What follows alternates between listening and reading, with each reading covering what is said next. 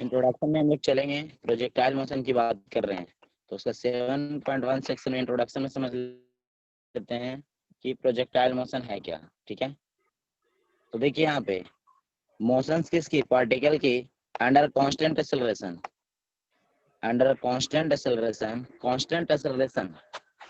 अगर किसी भी पार्टिकल की मोशन की बात हो रही है और वो किसके अंतर्गत हो रही है, कांस्टेंट एक्सेलरेशन। कांस्टेंट एक्सेलरेशन का क्या मतलब है, कांस्टेंट एक्सेलरेशन का क्या मतलब है? हेलो,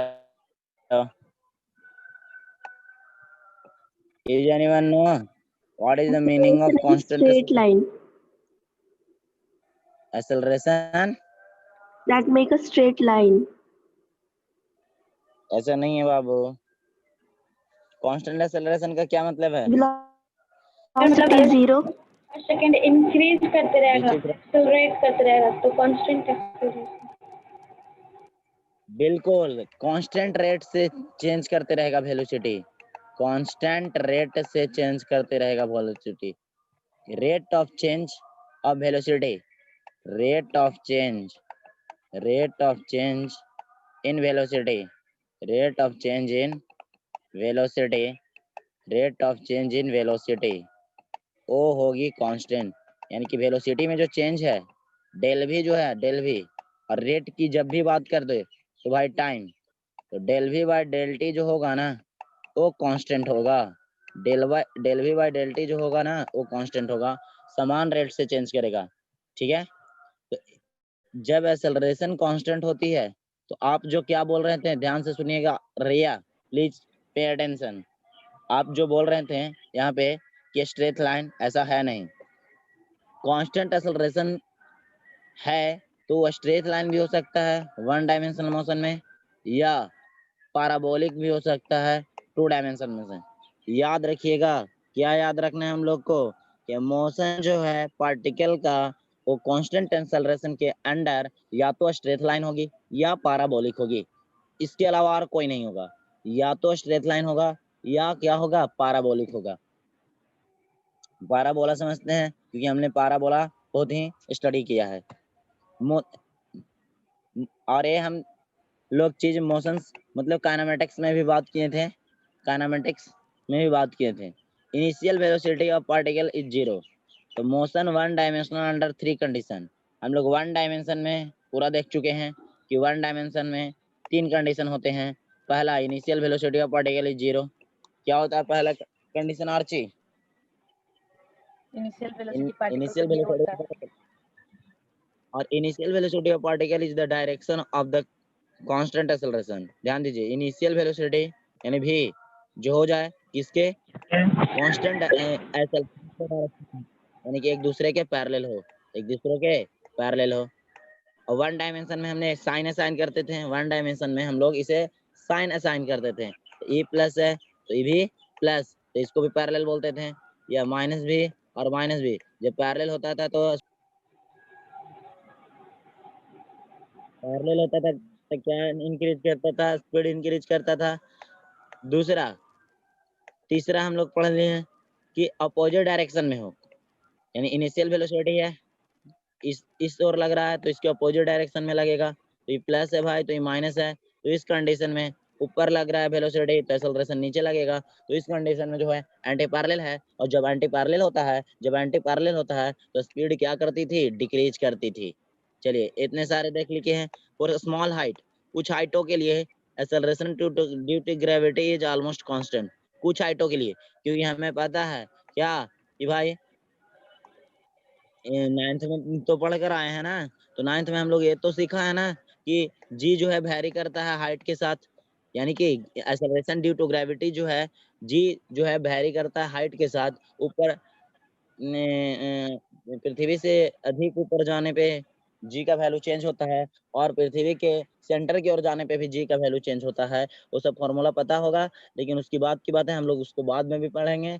लेकिन ऑलमोस्ट अगर हम बात करें छोटे से हाइट के लिए, छोटे से हाइट के लिए यानी कि ज्यादा दूर नहीं जाना है पृथ्वी से, तो acceleration due to gravity G जो होती है ऑलमोस्ट कांस्टेंट होती है, लगभग कांस्टेंट होती है।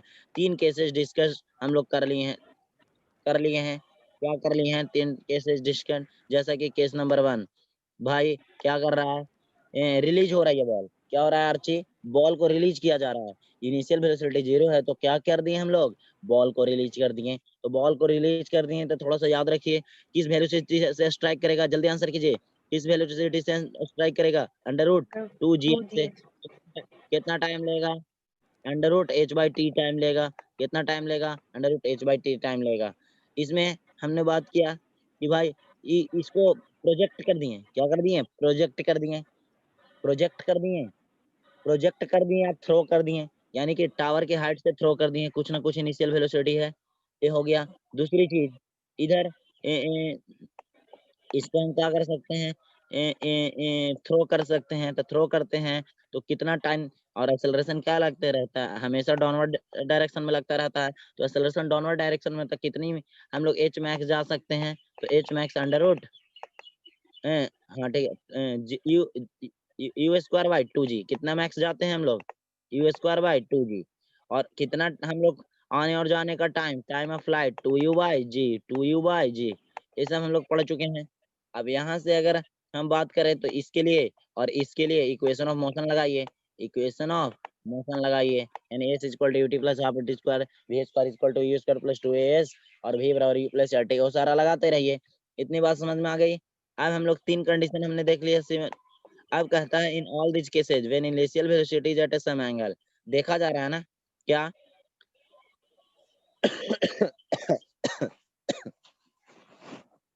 इन तीनों स्थिति में, केस नंबर 1 में, केस नंबर 2 में, केस नंबर 3 में, तीनों के तीनों स्थिति में, तीनों के तीनों स्थिति में, तीनों के तीनों स्थिति में initial velocity v, initial velocity u, initial velocity u, initial velocity u and is at angle, क्या है, एंगल पे है। और किसके साथ, कांस्टेंट एक्सेलरेशन के साथ। कांस्टेंट एक्सेलरेशन के साथ। कांस्टेंट एक्सेलरेशन कहने का मतलब कि भाई नीचे जी लग रहा है, तो ये जो एंगल लग रहा है वो एंगल इन दोनों के बीच हमेशा कितना है, या तो 0 डिग्री है या 180 डिग्री है। 0 मतलब पैरेलल और 180 डिग्री मतलब anti parallel. 0 degree means parallel और 180 डिग्री मींस एंटी पैरेलल। तो देखिए ये वाला में बताइएगा आर्ची, केस नंबर 3 में पैरेलल की एंटी पैरेलल है, एंटी पैरेलल। और इसमें पैरेलल है, इसमें भी पैरेलल है। तो यही है, मतलब समझ रहे हैं ना, एंगल जो बन रही है वो 0 पे बन रही है, 80 पे बन 0 पे बन रही है, 180 पे बन रही है। किसके साथ,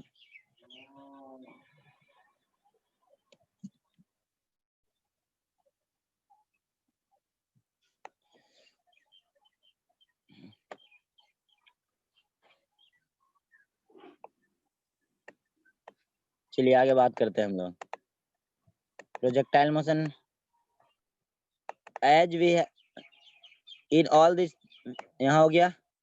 अब यहाँ ध्यान दीजिए, motion is parabolic as shown in below. नीचे दिखाया गया है जो मोशन वो पाराबोलिक है। मोशन क्या है, पाराबोलिक है। ध्यान दीजिए यहाँ से क्या किया गया, कोई बॉडी को प्रोजेक्ट किया गया किस डायरेक्शन में, इस डायरेक्शन में। जो हॉरिजॉन्टल के साथ कितना एंगल बनाते हो, थीटा बनाते हो। लेकिन एक्सेलरेशन ड्यू टू ग्रेविटी कहाँ लगेगी, ऐसे ही लगेगी। तो इसका 2 कंपोनेंट हम लोग बात किए थे। तो गेंद कुछ इस तरीके से जाती थी, तो इसको बोलते हैं, इस मोशन को बोलते हैं प्रोजेक्टाइल मोशन। कौन सा मोशन बोलते हैं, this motion under acceleration due to gravity.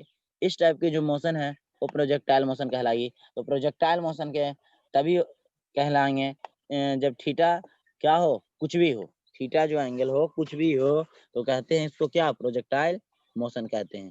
Projectile motion, यहाँ ध्यान दीजिए, as we have seen ever projectile motion in 2 dimensional. जैसा कि हम लोग देख चुके हैं पिछले में कि प्रोजेक्टाइल मोशन जो है 2 डायमेंशनल है। याद रखिएगा 2D है, यानी कि ये जो मोशन होने वाली है प्लेन में होने वाली है विद द कांस्टेंट एक्सेलरेशन। और कैसा एक्सेलरेशन है, कांस्टेंट। तो क्वेश्चन पूछा गया था कि क्या जो है, क्या जो है एक्सेलरेशन कांस्टेंट रहे और प्लेन में मोशन हो सकते हैं, बिल्कुल हो सकते हैं। कौन सी कंडीशन है, प्रोजेक्टाइल मोशन की कंडीशन है। दूसरी कंडीशन है सर्कुलर की कंडीशन है। Circular motion and projectile motion की कंडीशन जो होती है, एक्सेलरेशन कांस्टेंट नहीं एक्सेलरेशन कांस्टेंट नहीं रहती है सर्कुलर में ना, वो वेलोसिटी कांस्टेंट रहती है। वेलोसिटी की मैग्नीट्यूड कांस्टेंट रहती है, यानी स्पीड कांस्टेंट रहती है। तो acceleration due to gravity for a small height, small height का जिक्र किया जा रहा है क्योंकि हम लोग ग्रेविटेशन पढ़ेंगे, तो वो जो जी है एक्सेलरेशन ड्यू टू ग्रेविटी है वो भी चेंज करेगा। The types of projectile motion दिखाया गया है, टाइप्स ऑफ प्रोजेक्टाइल मोशन दिखाया गया है, उसको ध्यान से देखिए, सारे को ध्यान से देखिए। देखिए आर्ची, ये पहला ए है, पहला ए तो है सिंपल कंडीशन है, क्या है ये आपका अर्थ है, और यहाँ से गेंद आप फेंक दिए। और बताइए जो एक चीज और, मोशन की डायरेक्शन कौन बताएगा हर जगह, मोशन डायरेक्शन ऑफ मोशन बताएगा कौन, बताइए जल्दी से। Direction of velocity.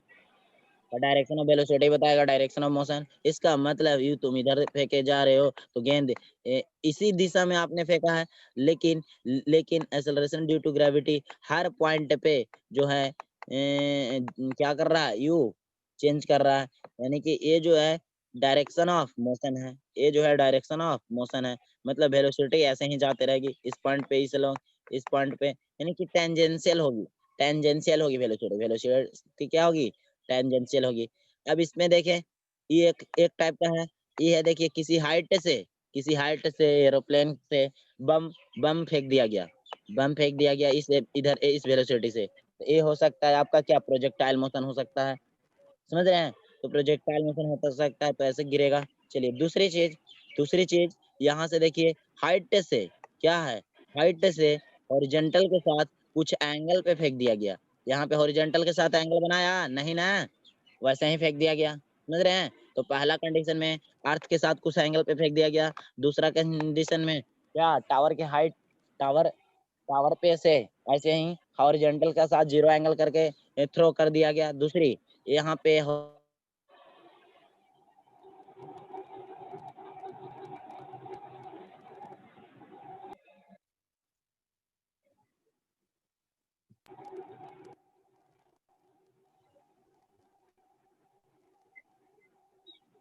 हॉरिजॉन्टल के साथ हॉरिजॉन्टल के साथ कुछ एंगल बनाकर फेंक दिया गया। अब ध्यान दीजिए, ये जो एंगल है थोड़ी अपवर्ड थी। दूसरी प्रोजेक्टाइल ऐसा हो सकती है कि भाई हॉरिजॉन्टल है, ये हॉरिजॉन्टल है, हॉरिजॉन्टल के साथ डाउनवर्ड एंगल बना के गेंद फेंक को दिया जाए। अब ऐसा ही भी हो सकता है कि भाई ये इंक्लाइंड प्लेन है, इंक्लाइंड प्लेन है, इंक्लाइंड प्लेन है, मैंने झुका हुआ प्लेन है। इंक्लाइंड प्लेन उसको कहते हैं जो झुका रहता है, ठीक है। ये जो इंक्लाइंड प्लेन है, इस इंक्लाइंड प्लेन को यहाँ से फेंक दिया गया और यहाँ से फेंक दिया गया, इंक्लाइंड प्लेन के इतना एंगल से, तो कुछ गेंद ऐसे जाएगी, तो इस तरीके के प्रोजेक्टाइल मोशन हो गया। आगे देखिए, इस तरीके से इधर से फेंक दिया गया, इधर से फेंक दिया गया कुछ एंगल बनाकर, तो गेंद कुछ ऐसे जाएगी। और जो जो भी दिखाया गया है, क्या दिखाया गया है, ऐसे गेंद जाएगी, यानी कि डायरेक्शन ऑफ मोशन, यानी कि मोशन का पाथ दिखाया गया है, मोशंस का पाथ, और मोशंस का पाथ बताता है क्या, डायरेक्शन ऑफ वेलोसिटी, यानी कि किसी भी पॉइंट पे अगर हम डायरेक्शन चाहते हैं किसी उस बॉडी का जो प्रोजेक्ट किया गया, जिसको उस बॉडी को हम लोग प्रोजेक्टाइल बोलेंगे, उस उसको क्या कर सकते हैं, टेंजेंशियल पॉइंट खींचिए और उस पॉइंट का डायरेक्शन हो जाएगा। अब आगे है two method for solving projectile motion. ध्यान दीजिए, दो तरीका बताया जा रहा है, क्या, दो तरीका बताया जा रहा है प्रोजेक्टाइल मोशन को सॉल्व करने का। कितने तरीका है आर्ची, दो तरीका है। पहला तरीका का नाम है every projectile motion can be solved by either of following two method, दोनों मेथड में से दो, एक वर्ड होता है आइदर, एक वर्ड होता है आइदर, एक वर्ड होता है एवरी, या एक वर्ड होता है ईच, एवरी छोड़ दीजिए, ईच। तो आइदर का प्रयोग कहाँ होता है और ईच का प्रयोग कहाँ होता है, जल्दी से बताइए कोई।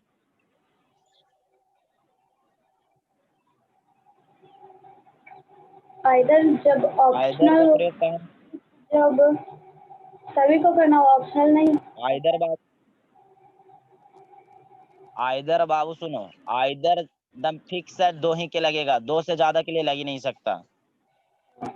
आइदर जो है दो ही के लिए लगेगा, दो से ज्यादा ज्यादा के लिए लग ही नहीं सकता, याद रखिएगा, कीप इन माइंड। और दूसरी चीज, ईच जो है दो के साथ भी लग सकता है और ज्यादा के साथ भी लग सकता है, मेनी के साथ भी लग सकता है, ठीक है, याद रखिएगा। अब यहाँ पे कही जा रही है कि यहाँ पे हम लोग दो तरीका की बात कर रहे हैं, इसीलिए यहाँ पे आइदर वर्ड आया है कि दोनों में से कोई भी तरीका से क्या किया जा सकता है, वो प्रोजेक्टाइल मोशन को सॉल्व किया जा सकता है। Motion method number 1, projectile motion is two dimensional method with a constant acceleration. Projectile motion जो है 2 डायमेंशनल मोशन है कांस्टेंट एक्सेलरेशन का, और हमने 2 डायमेंशनल मोशन का सॉल्व किया है काइनेमेटिक्स में। काइनेमेटिक्स के मोशन इन 1 डायमेंशन में हम लोग इसकी बात किए हैं। Therefore we can use the equation. सबसे पहले एक्सेलरेशन कांस्टेंट रहेगा तो ये वाला इक्वेशन तो यूज कर सकते हैं, vector v = vector u + at। और दूसरा इक्वेशन क्या है rc, vector s = vector ut + half vector at²। बोल दीजिए इक्वेशन को 2 बार। बताइए इसको कैसे पढ़ेंगे, ये वाला को कैसे पढ़ेंगे? आरती बोलिएगा क्या है? Vector S is equal to vector U ut plus half vector vector A t square. Vector उसी तरीके से पिछला वाला को भी पढ़ लेना है। For example as shown in figure, कही जा रही है क्या कि भाई इस u वेलोसिटी से प्रोजेक्ट कर दिए, कि किस वेलोसिटी से प्रोजेक्ट कर दिए, u वेलोसिटी से प्रोजेक्ट कर दिए, और हॉरिजॉन्टल के साथ तुम कितना एंगल बनाते हो, अल्फा। हॉरिजॉन्टल के साथ कितना एंगल बना रहा है, अल्फा। तो भाई और एक्सेलरेशन कहाँ लग रहा है, g डाउनवर्ड लग रहा है, एक्सेलरेशन g डाउनवर्ड लग रहा है। तो जाहिर सी बात है कि e मोशन इन प्लेन है 2 डायमेंशनल है, तो इसका वेलोसिटी का कितना कंपोनेंट होगा, 2 कंपोनेंट होगा। वेलोसिटी का कितना कंपोनेंट होगा, तो 2 कंपोनेंट होगा। यानी कि हॉरिजॉन्टल के अलोंग कॉस में, हॉरिजॉन्टल के अलोंग कॉस में u cos अल्फा, और हॉरिजॉन्टल के अलोंग कॉस में, एंड हॉरिजॉन्टल के perpendicular, will be u sin alpha, horizontal के अलोंग कॉस में, एंड उसके परपेंडिकुलर साइन में u sin अल्फा। इतनी बात क्लियर, आगे बढ़ते हैं। अब यहाँ से हम इस वेक्टर a को, ये रिजल्टेंट हो गया ही इन दोनों को, तो यूनिट वेक्टर के फॉर्म में लिखेंगे रिजल्टेंट को, तो पैरेललोग्राम बनाएंगे, पैरेललोग्राम से लिए पैरेललोग्राम बनाएंगे। ऑडिबल है आप लोग? थोड़ा स्लो चल रहा है।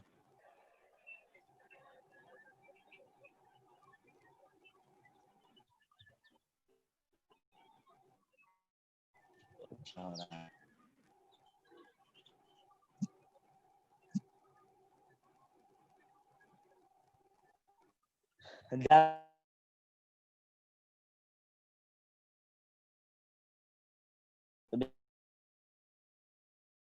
वेक्टर u को लिखेंगे u cos अल्फा, ये अल्फा cos अल्फा किधर है, हॉरिजॉन्टल के लॉन्ग है, तो कौन सा यूनिट वेक्टर लाते हैं, आई कैप लगा दिए। आई कैप लगाने के बाद इसको क्या किए, उसके u sin अल्फा लिखे, और u sin alpha j cap लगा दिए। ये हमारा वेक्टर यूनिट वेक्टर के टर्म में वेलोसिटी लिखा गया। वेलोसिटी वेक्टर भी u किस फॉर्म में लिखा गया, यूनिट वेक्टर के फॉर्म में लिखा गया। आगे बात करते हैं। अब एक्सेलरेशन को यूनिट वेक्टर फॉर्म में लिखना चाहें तो सबसे पहले तो एक्सेलरेशन कितना है, g है। मैग्नीट्यूड जो एक्सेलरेशन का है, वेक्टर एक्सेलरेशन के जो मैग्नीट्यूड है वो g है, g डाल दिए। बट किधर लग रहा है, डाउनवर्ड।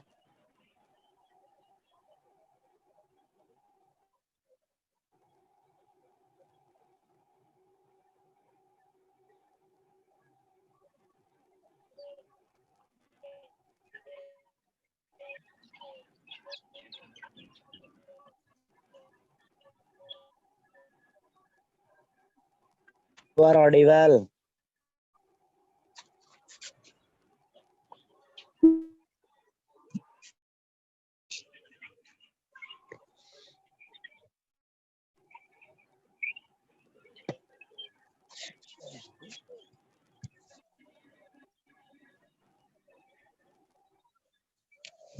वेलोसिटी कहाँ लग रहा था, हम लोग उसको यूनिट वेक्टर के टर्म में लिख दिए।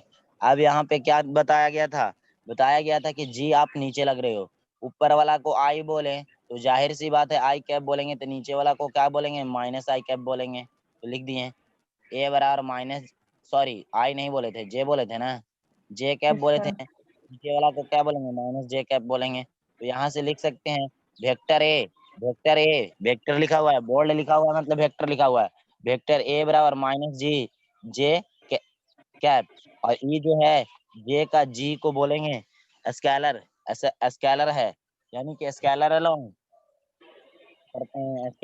y एक्सिस और चलिए now suppose we want to find velocity at a time t।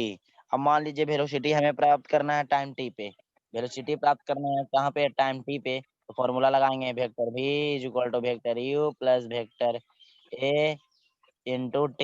ये लगाएंगे तो यहाँ से लिख देंगे, यहाँ लिख दिए vector v is equal to u बराबर क्या जानते हैं, u cos alpha i plus u sin alpha j लिख दिए, और minus minus minus minus minus क्या जानेंगे, माइनस gt जानेंगे, gt qt होता है ना, तो ए की जगह क्या डालना है, माइनस जी जे।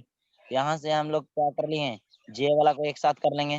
तो जे वाला है कौन कौन, जे वाला जो है आपका यू साइन अल्फा है और माइनस जे टी है, you sine alpha minus j T, ये इसमें से कॉमन ले लिए।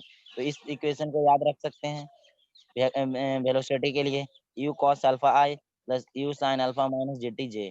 चलिए इसको याद रख लेंगे। अब आगे बात करते हैं, इसी तरीके से डिस्प्लेसमेंट बराबर भी हम लोग निकाल सकते हैं फॉर्मूला लगा कर, क्या कि s equal to a t plus half a t square. U कितना है, u cos alpha i plus u sine alpha और हाफ एज इट इज, और जी कितना है, माइनस जी जे है, और माइनस जी जे है तो इसको यहाँ पे ये जे वाला टर्म है और यहाँ पे जे वाला टर्म ये है, दोनों में जे को कॉमन ले लिए हैं। तो कुछ इस तरीके का आ गया, u t sine alpha minus half j t square into j और यूटी कॉस अल्फा आई। ये समझ गए। इसके बाद in in all problem value of a is equal to g will same only u will be different. सारे problem में क्या रहेगा, वैल्यू जो होगा ए एक्सेलरेशन बराबर जी ही डलाएगा, सिर्फ क्या डिफरेंट रहेगी, यू यानी कि प्रोजेक्टिंग वेलोसिटी, प्रोजेक्टाइल को प्रोजेक्ट करने का जो वेलोसिटी है उसको प्रोजेक्टिंग वेलोसिटी कहेंगे, वही सिर्फ डिफरेंट रहेगा, नहीं तो सब सेम रहेगा। आगे बात करते हैं, एक क्वेश्चन ले लेते हैं, इस सब पे सवाल ले लेते हैं। सवाल है, सवाल को ध्यान से देखिए, सवाल है सवाल नंबर 7.1, कहता है पार्टिकल इज प्रोजेक्टेड, पार्टिकल को क्या किया गया, प्रोजेक्ट किया गया, किस वेलोसिटी से फेंका गया, 50 मीटर पर सेकंड से फेंका गया। 37 37 बहुत ही फेवरेट है, 37 बहुत ही फेवरेट है, याद रखिएगा 37। एक ट्रायंगल याद रखिए, ई भाई 90 है, तो बताइए आर्ची अगर मैं इसको 37 बोलूं, अगर ये मैं इसको 37 बोलूं तो ये कितना होगा, जल्दी बताइए। 53 है 53 53 होगा, कहाँ रहते हैं, 37 होगा तो ये 53 कितना ही होगा बोल बाबू, रहे थे, 53 बोल रहे हो, बहुत अच्छा बाबू। यहाँ पे देखिए 37 53 के बोल सामने, रहे थे। बोल तो रहे हैं कि सही है, 37 के सामने बताइए आप, 37 के सामने याद रखना है 3 और 53 के सामने याद रखना है 4, और पाइथागोरस ट्रिपलेट सेट जानते हैं 3 4 5, बस इतना याद रखना है, साइन कोस टाइन कुछ भी याद मत रखना है, बस इतना याद रखना है, 37 मिले इतना याद रखना है। चलिए तो ई जो है 50 मीटर, 50 मीटर पर सेकंड से क्या किया गया, प्रोजेक्ट किया गया एक पार्टिकल को, तो पार्टिकल कहलाएगा क्या, प्रोजेक्टाइल। उस प्रोजेक्टाइल को प्रोजेक्ट किया गया 50 मीटर पर सेकंड से, 50 मीटर पर सेकंड से वेलोसिटी से, और वो 50 मीटर पर सेकंड इनिशियल वेलोसिटी है ना, और वो वेलोसिटी जो है वो कितना, हॉरिजॉन्टल हॉरिजॉन्टल के साथ 37 डिग्री बना रहा है, कितना एंगल बना रहा है आरजी, 37 डिग्री बना रहा है। तो पूछ रहा है तो फाइंड करो वेलोसिटी निकालो, डिस्प्लेसमेंट निकालो, कोऑर्डिनेट ऑफ पार्टिकल निकालो with respect to starting point, with respect to starting point after 2 second, 2 second के बाद निकालो। तो हम लोग को क्या क्या दिया हुआ है, कैपिटल कैपिटल दिया हुआ है जी, जी दिया हुआ है 10 मीटर पर second square which is acting downward, किधर लग रहा है, डाउनवर्ड डायरेक्शन में लग रहा है।